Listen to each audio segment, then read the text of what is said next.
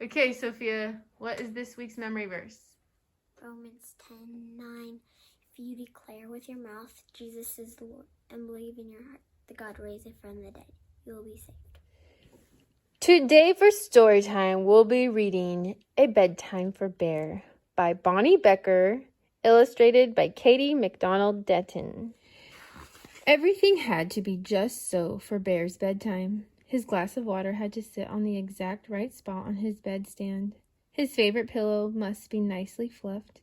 His nightcap needed to be snug. Most of all, it had to be quiet. Very, very quiet. One evening, Bear heard a tap, tap, tapping on his front door. When he opened the door, there stood Mouse, small and gray and bright-eyed. He clasped a tiny suitcase in his paw.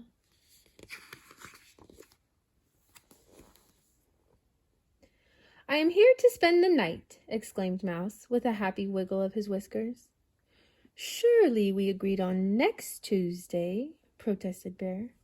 "No," said Mouse, "you most definitely said tonight." "Oh," said Bear. Bear had never had an overnight guest before. Guests could quite possibly mess things up and make noise, and Bear needed quiet, absolute quiet at bedtime. Even so, Bear and Mouse enjoyed an evening of checkers and warm cocoa, and soon it was time for bed. "Remember, I must have absolute quiet," reminded Bear. "Oh, indeed," said Mouse. Bear set out his glass of water, adjusted his nightcap, fluffed his favorite pillow, and climbed into bed. It was very, very quiet. He closed his eyes. Bristle, bristle, bristle. Bear heard a noise. It was Mouse brushing his teeth. Ahem! Bear cleared his throat in a reminding sort of way. "Most sorry," said Mouse. Bear closed his eyes again. Hum, hum, pa-pum, pum. Mouse hummed while he put on his nightshirt. Pum, pa-pum. "Absolute quiet," muttered Bear most patiently. "Deepest apologies," said Mouse. Creak, squeak, rattle, went Mouse's bed as he hopped in. Bear jammed his pillow over his ears, gritted his teeth, and closed his eyes. He was just about to drift off when... "Good night, Bear," Mouse called softly. Bear tried to pretend he was asleep. "Good night," Mouse called a little louder. "My ears are highly sensitive," cried Bear. "Really? How interesting," Mouse said. "Can you hear this?" Mouse mumbled into his pillow. "Yes." "Amazing. How about this?" Mouse said from under his pillow. "Quiet!" Mouse slipped under his blanket, crawled to the bottom of his bed, and whispered, "Can you hear?" "Silence!" Bear roared. Mouse slid from his bed and went into the closet and said in the tiniest possible voice, into the farthest, darkest, teeniest possible corner of the closet, "Surely you can." "Will this torment never cease?" wailed Bear. "Sorry, Bear. Good night, Bear," whispered Mouse, tiptoeing back into bed as quiet as a, well, you know.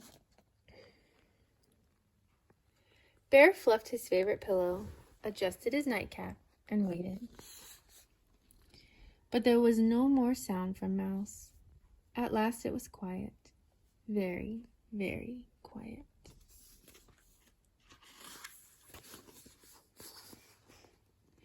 Bear heard a shuffling sound. Mouse, is that you? No answer. Bear heard a crick, crick, crick on the floorboards. I know it's you. No answer. You can't fool me, Bear growled, but he didn't sound very certain. Bear heard a loud moaning noise. Mouse! Silence. Bear was sure something rustled on the floor. Mouse! He cried. Wake up!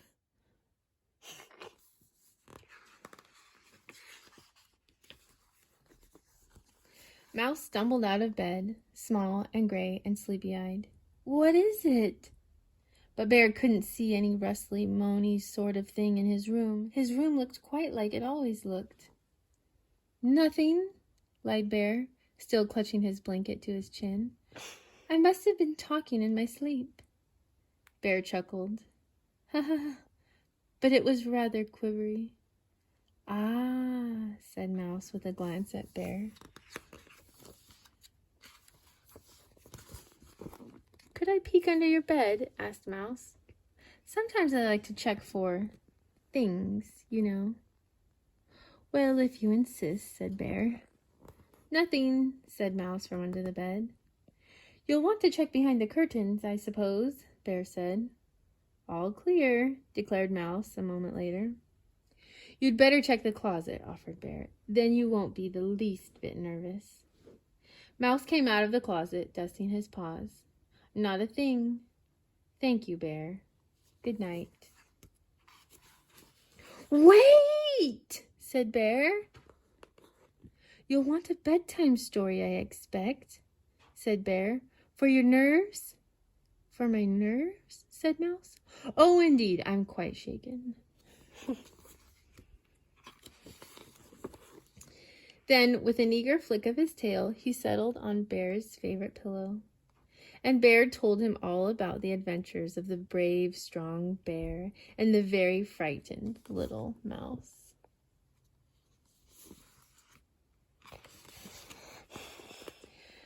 Soon Bear began to yawn. Mouse yawned too.